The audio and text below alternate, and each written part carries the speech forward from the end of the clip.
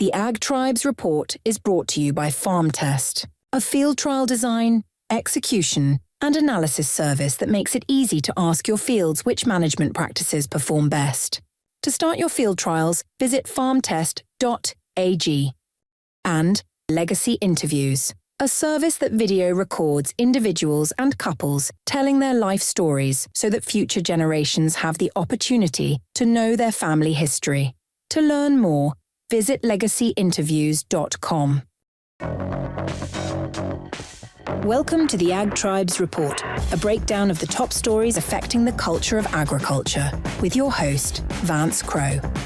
The report begins in 3, 2, 1. Let's begin. Welcome to the Ag Tribes Report. I'm your host, Vance Crowe. Each week I bring a co-host to represent the perspectives of one of the many ag tribes that collectively make up U.S. agriculture. As you can tell, if you are watching, I am not in the Legacy Interview Studios. Instead, I am at the Farm for Profit Studios, joined by Tanner Winterhof. Welcome to the Ag Tribes Report. Hey, thanks for the invite. Thanks for coming to see us. It's great to be here in Iowa. Tanner is the co-host of the Farm for Profit podcast, which, if you don't know, is one of the most wildly successful ag podcasts. It features farmers and travels to some of the most interesting places in all of ag. I know you guys are going to the Farm Progress show tomorrow, aren't you? Or That's next right. week, right? It is next week, and we're excited because it's only a couple miles away from the studio. That's right. Some years it's in Illinois, some years it's in Iowa. Today, when we are on the Ag Tribes Report, we're going to be covering the stepped-up basis that may be going away. And fortunately, Tanner's a banker, so he's going to give us the ins and outs of how this could impact farming. We're also going to talk about the Canadian rail strike, which, if you don't know about this may be one of the biggest things to impact U.S. agriculture that nobody's talking about. And then we're going to talk about a story about the possibility of zero-carbon ag being legally mandated by 2050 if the Harris campaign gets their way. Of course, we'll be talking about Tanner's Peter Thiel paradox, and he has got a very interesting worthy adversary for today. So let's jump right in with the first headline. The Harris campaign proposes to cancel stepped-up basis. Now, I'm going to let Tanner talk a little bit about what it is to be stepped-up basis, and then we'll kind of break it down. But first, I want to point out something that we've talked about the last 2 weeks on the Ag Tribes Report is all of the stuff that is coming out of the Harris presidential campaign is just what reporters are saying the campaign said, because they are not publishing papers. There's no statement you can go to poke on it. So somebody from the campaign says something, and then reporters write on it, and that's the best we can do. But what we're hearing right now is that the Harris campaign is saying maybe we should get rid of stepped-up basis. What would this mean for farmers? Yeah, it's a big tool for succession planning and maintaining the wealth amongst family farms that can be used, because ultimately what stepped-up basis does is it takes the asset values at death and it transfers to the next generation at that value rather than the established value of when those assets were purchased. So, for example, if you talk farmland, just because Grandpa bought the farm ground at $3,500 an acre is now worth $20,000 an acre, stepped-up basis passes that to the next generation at current market value. So you don't have to pay capital gains on the increased asset value between that $3,500 and $20,000, for example, what I was just using. You don't pay that when you inherit it. So it's not taxed in the inheritance tax at that base level. You get stepped-up basis. What really benefits is when that next generation goes to sell that asset. They don't get the capital gains on it. They only have to pay from what it appreciates from when they got it from Correct. Grandpa or Dad. Yep. And then did it go up from $20,000 to $30,000? Well, now they have to pay on that part. That's correct. So if they have to pay taxes on without this stepped-up basis, what does that actually look like in practice? Yeah, so it removes that opportunity to transfer that wealth from generation to generation. So the ultimate pain point is sometimes double the tax. You know, in the example we just gave, $3,500 to $20,000. That's $16,500 an acre that is not taxed in a stepped-up basis scenario. That is a big, big move, because if they now go to sell that asset when Grandpa dies, now you're stuck with paying capital gains on that whole $16,500 in difference in the example that we're giving. This qualifies for equipment, houses. It's not just farm ground. It's not just farmers. Stepped up basis applies to any inherited assets. To me, when I hear these things coming out of a campaign, I have to wonder, who is it for? Is it just trying to, because the people that are not going to be involved in a stepped up basis, they aren't sitting there shaking their fist at the people that are getting inheritance. And so you have to tell them that this is going on before you even take it away. And then the people that it is going to hurt, they're not interested in this at all. This is turning those people away. So how in the world does this help a presidential campaign? It probably only helps in the scenario of reducing federal deficit. You know, that's the only thing that I can think of, is this is a way to help pay down if you're trying to balance a budget. It's a revenue generator. Anytime you look at an additional tax, whether it's a stepped up basis tax or it's something else increasing, it's revenue for the government. Whether that's to be used in other programs or to increase budgetary spending in a goal of their own, to me, that's all this is doing, is looking at a way to balance a budget for other agendas. Yeah, I mean, it has to be something. This is a huge part of the tax code, to be able to tax what's going on with inheritance. And I know there's a big populist movement to say, hey, maybe you shouldn't be able to pass things down. If the family that's getting it didn't earn it, maybe we should be able to get that. And certainly that would create a lot of tax revenue. Yeah, to me, this is going to cause a lot more family strain, because in a lot of the interviews that we've done on Farm for Profit, we've learned that the transition of wealth is still already a tough enough conversation. There are very few plans in place, and there's a lot of hurt feelings amongst siblings and cousins and extended family members. But now if you include the extra drama around the tax expense, it's going to require a lot of individuals to have to sell off farm assets or family assets quicker just because of the tax bill, rather than it is if that stepped up basis stays in place. Yeah, I mean, I think this just goes to, no matter what, it is always better for your family to start the conversations, however that takes, to get them, because the earlier you start doing it, whether you're trying to miss some kind of big giant change to the laws, or just get ready so that way your family isn't surprised. Yeah, it's certainly one of those that if you can be as open, as clear as possible, it doesn't mean your plan can't change. But from what we've witnessed, if you can have open communication, that's a long ways to getting closer than those that don't. All right, well, let's head to headline number 2, which does not have to do with the U.S. presidential rate. Instead, we're going to look at what's going on in Canada. So Sean Haney from Real Agriculture is the one that really brought my attention to this. He has been banging on the drum to say there is a strike coming to the Canadian rail service, and this is going to be a big deal. Now, other people, when you would ask them about it, they'd say, oh, this is just the Canadian way. You get close. It's a slow-moving train. We got plenty of time to clear it off. Well, on Thursday night, last night, at 12:01 a.m., they started locking workers out, and that meant all of the trains that move grain throughout Canada stopped moving.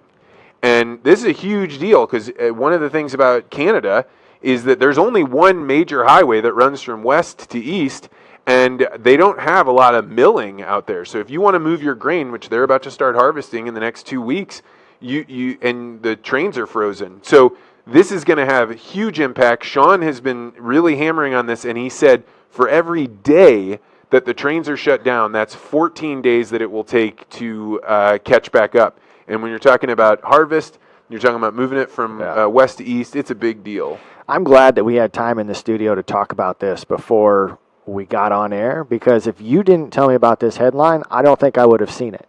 And that might just be the circle of social media that I check, because I rarely watch the news. And we've got a lot of Canadian listeners and friends of ours. But ultimately, it's fascinating when I started looking up where this affects agriculture. And one of the most immediate ones is fertilizer.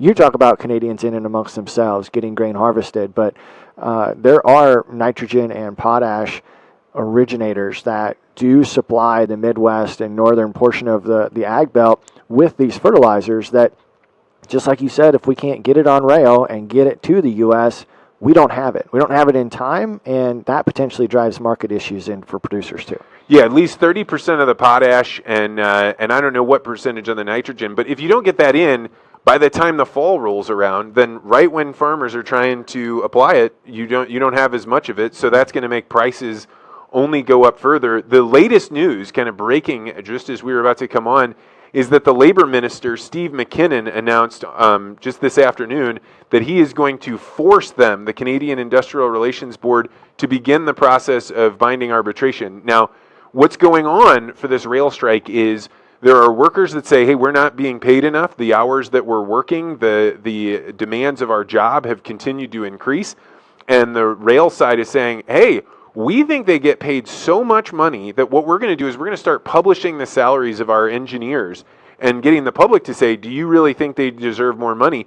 So the rail lines wanted to go into binding arbitration, and the employees, the workers' unions said, no, we don't want to. We want to be able to fight this out. It's becoming a real problem in Canada. And even though they've gone to binding arbitration, doesn't mean that an answer is going to come too quick.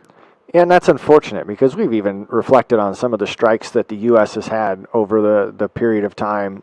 Actually, my wife tried to go to Germany, and the airport workers went on strike. She couldn't even land. So I can see how this is one of those conversations that's going to take some governmental insight and maybe a little bit of forcing of the hand on both parties to really get something pushed forward. But I need to dive deeper into what the actual effect is going to be to my tribe, which is a lot of Midwest agriculture. And it'll be interesting because I know there's some products that get shipped, raw grains, that are going to be harvested here in the Midwest over the next 30 to 45 days that are going to need to get that direction too. So does the train get to the border and then it can't do anything else? Or how does it affect the goods that are going into Canada also? Well, so the expert on this right now is Sean Haney with Real Agriculture, and he was saying, look, the Canadians couldn't even resolve the trucker rally. It wasn't when they put the trucks on the bridge that would come over to the U.S., the Canadians didn't figure out a way to get that resolved until the Americans called them up and said, hey,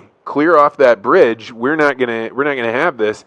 And only then did things start coming through. From what I hear, the rail lines, even if they don't cross over into the U.S., some of those they do run cross-border, but that the fact that they're stopped in one place starts causing all these backups. You can't move grain and potash down here. So it is something to keep an eye on. I think the Canadians are hopeful that the binding arbitration is going to make a big difference, but who knows? Yeah, it'll be certainly one of those that maybe gets reported on a couple of weeks from now as well, and hopefully sooner than that with a resolution. All right, now we're moving on to headline number 3. This is one that I had not seen, but you sent to me, Tanner, and it is that the Democratic platform calls for net zero agricultural emissions by 2050.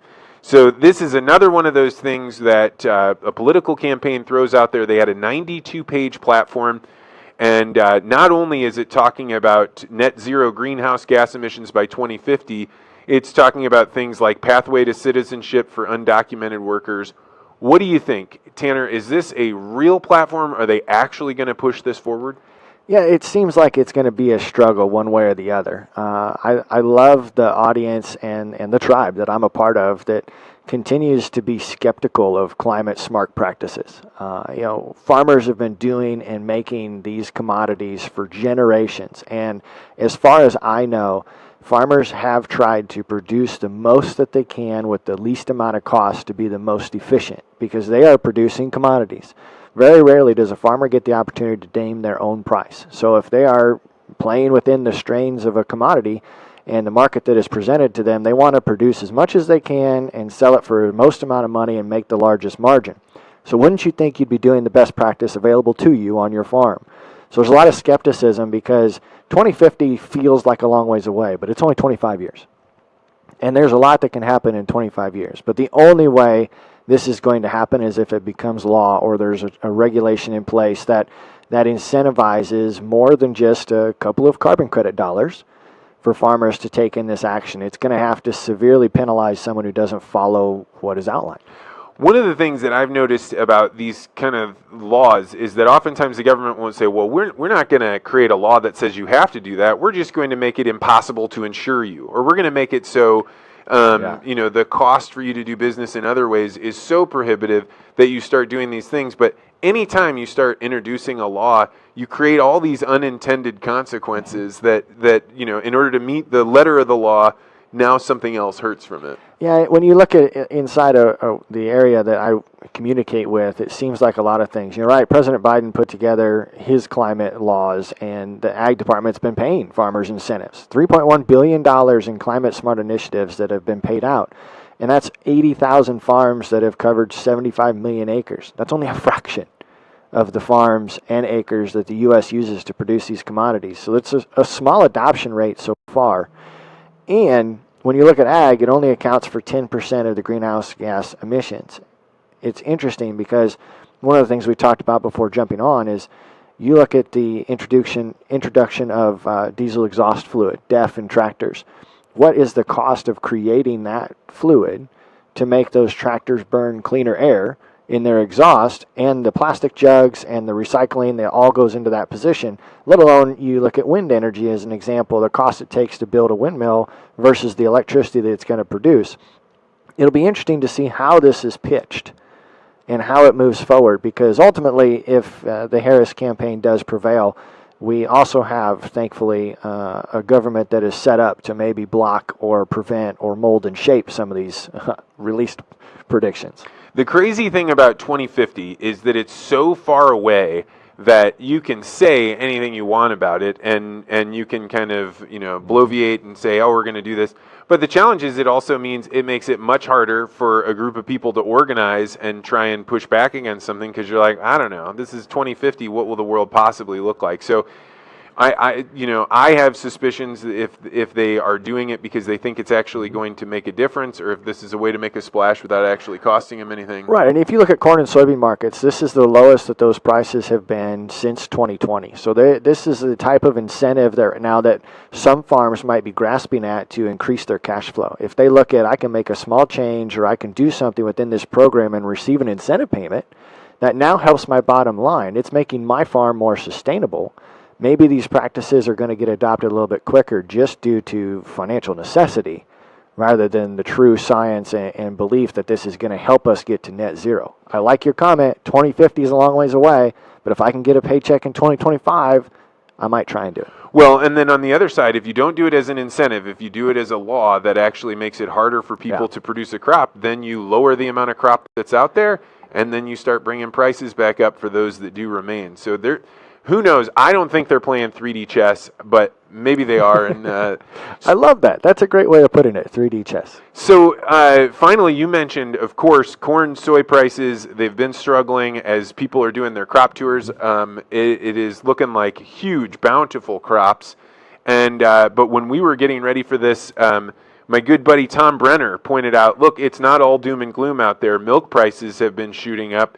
And also egg prices have shot up. So egg prices right now at the retail rate is somewhere between $4.25 and $4.50 a dozen, at least up in the Northeast. And that's good for them, because at least on the milk side of things, because I know we've talked to a lot of dairy producers that have been hurting in the most recent years, and it's good to see them get a rebound in their market. It'll be interesting to see, as I was diving into those tweets that he shared with us, to see if it is sustainable. And this isn't just a blip on the market and they can start recouping and improving their facilities and use this as a cycle to get ahead and rebuild some capital.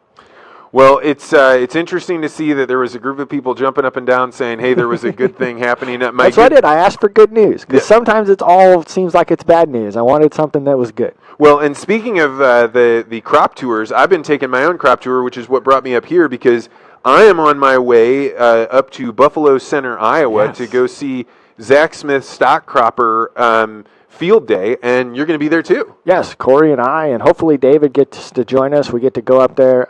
We will probably be more of the tech behind the day, but we're excited to learn about the tech that he's put into his field and the science that he's put together, because he's doing the same thing. He's trying to grow more with less. Yeah, and this is a perfect example of there's no way you could create a law that says you have to do it the way Zach's doing it. Innovation, people wanting to do something better. So if you are anywhere near Buffalo Center, Iowa at 2 o'clock on Saturday, I've been to a lot of field days. I'm sure you've been to a lot of field days. This is my favorite one. This is the one where it's farm weird is the hashtag, and it's because it's a bunch of people saying, I'm going to try something different. And if you've never seen this stock cropper pasturing system, it is wild and fascinating. And the lineup of people that he's going to have there, just to hear them speak and to just, even if you grasp a part of it, that's the biggest thing we've always said on Farm for Profit is even if you picked up a little thing that's going to bring value to you, whether you're a farmer or not, just walk away with something that makes you a better person. Yeah, he gave me an invitation to give a little talk there, and I'm going to be talking about how really all the success we have in life doesn't come from success being easy. It comes from the failures and from trying something new and different. Right. And you'll be around a group of people that have tried things that have failed and tried things that succeeded. And I think it's a good way to push yourself to trying to see the world a little differently. Mm-hmm. All right, that covers our headlines for today. If you have news you think we should cover, you can always hit me up on X at Vance Crow or just email me, vance@vancecrow.com. Now we're going to move to the Bitcoin land price report. Tanner, what county do you live here in Iowa? Story County, Iowa. Story County, Iowa. So what is an acre of land in terms of U.S. dollars? We just had a couple of farms sell a couple weeks ago right down the road from the farm, and it went for just under $14,000 an acre. All right, and if you look at that right now for the conversion price just before the show started, that is 0.23 Bitcoin per acre.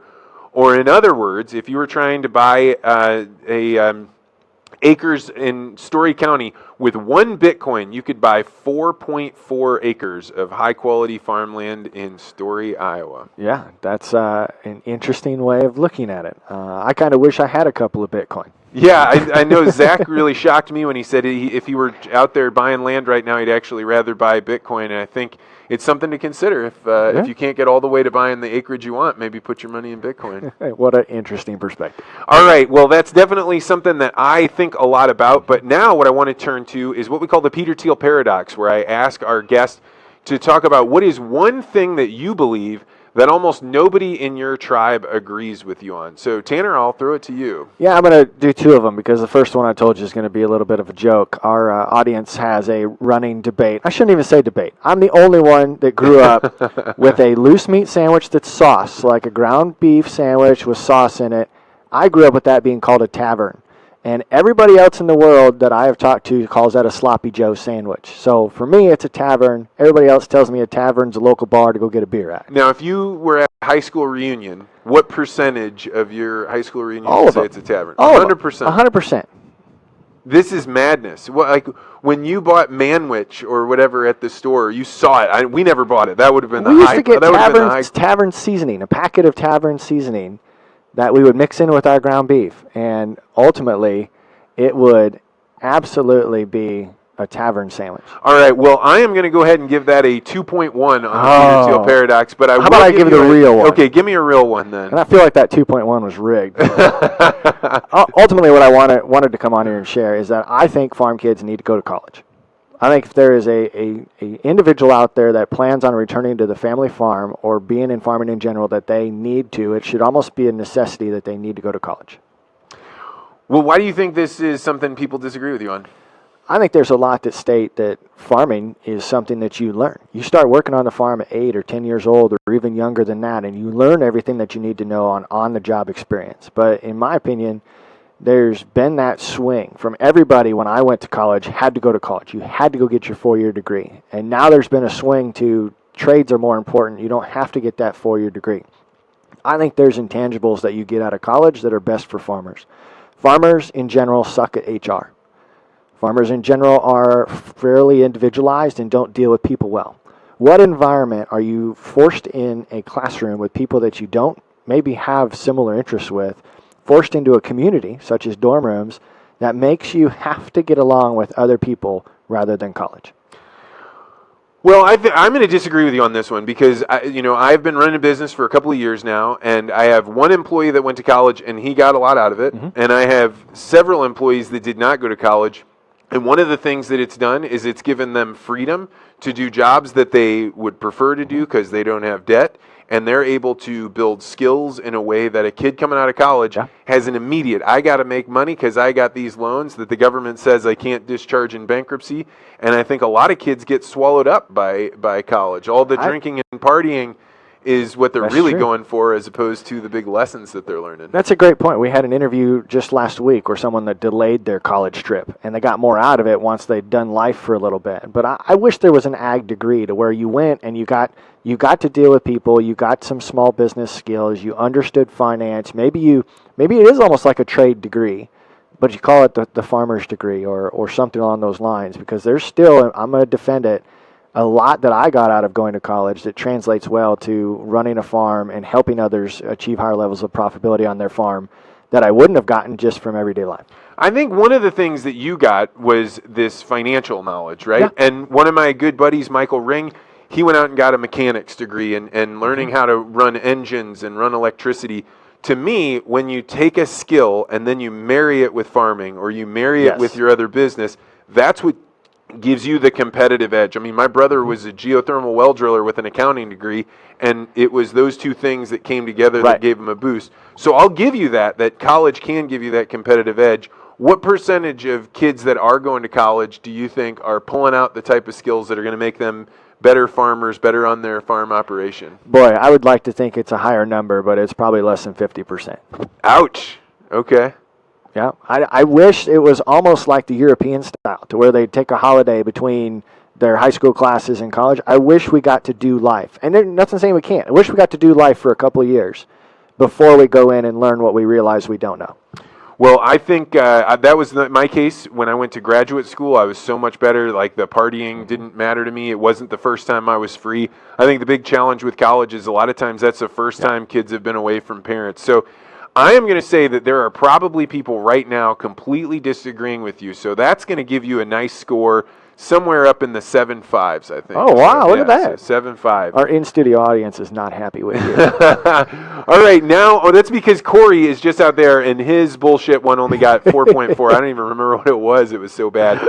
Now on to the worthy adversaries. This is where I ask my co-host, who is somebody that's out in social media that you disagree with, but you still respect? And the reason this is so important is we've got to get out of our echo chambers. We've got to have people that we don't always agree with.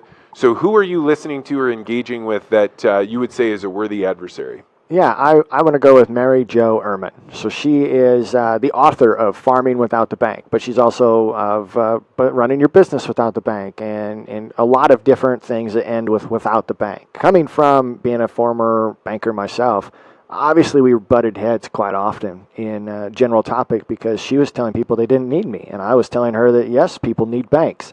But ultimately, she drives a lot of value in her channel on TikTok. MJ Irmen, IRMEN. I don't have to agree with everything that she does, but we even took the opportunity to interview her on the podcast because there is value in the messaging that she puts together. She's extremely dedicated to educating people. It's just one of those things, in my opinion, that's not for everybody. So give me the spiel. How does she believe that, steelman her argument, how does she believe you can farm without the bank? She wants you to fund whole life insurance policies and be able to borrow against the whole life insurance policy. Now, my defense is, yes, whole life is a tool that can be in your retirement plan or your estate transition plan, but you could probably achieve the same sentiment of farming without the lender telling you yes or no by funding a high-yield savings account or money market. If you are disciplined enough to make a premium payment on a whole life policy, you can be disciplined enough to save your own money until you can borrow it from yourself. If you've got $1 million saved up in your savings account, you no longer have to go to the banker to ask them for $1 million. You borrow it from yourself. Well, I think this was a very good worthy adversary. So she is on TikTok. Is she on X? I didn't see her there. I think she's got a channel out there. It's not nearly as big. But Twitter and Instagram are her two main platforms. Well, if you want to see Tanner disagreeing with somebody... TikTok and Instagram. If you want to see Tanner disagreeing with somebody in his very Tanner nice way, considering all the options, go to TikTok and check her out. We will put her in the notes and definitely include her on the list. So that is going to do it for the Ag Tribes Report. I want to thank our sponsor, FarmTest.ag, who allows you to do field testing of your own crops to allow you to know, hey, is that marketing guy telling me the truth about how much this is going to put a boost on my acreage? Also to Legacy Interviews, where we record your loved ones telling their life stories so that future generations have the opportunity to know their family history.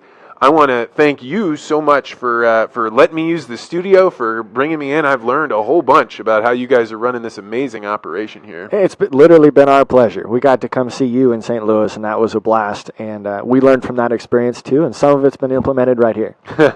All right, if you are anywhere near Buffalo Center, Iowa, you can check out the Stock Cropper Field Days. I'm telling you, it's going to be amazing. There's really interesting people there. I hope you check that out. Also, monitor the Bitcoin price for what it would get you in land in your county, and we'll see you next week with another Ag Tribes Report.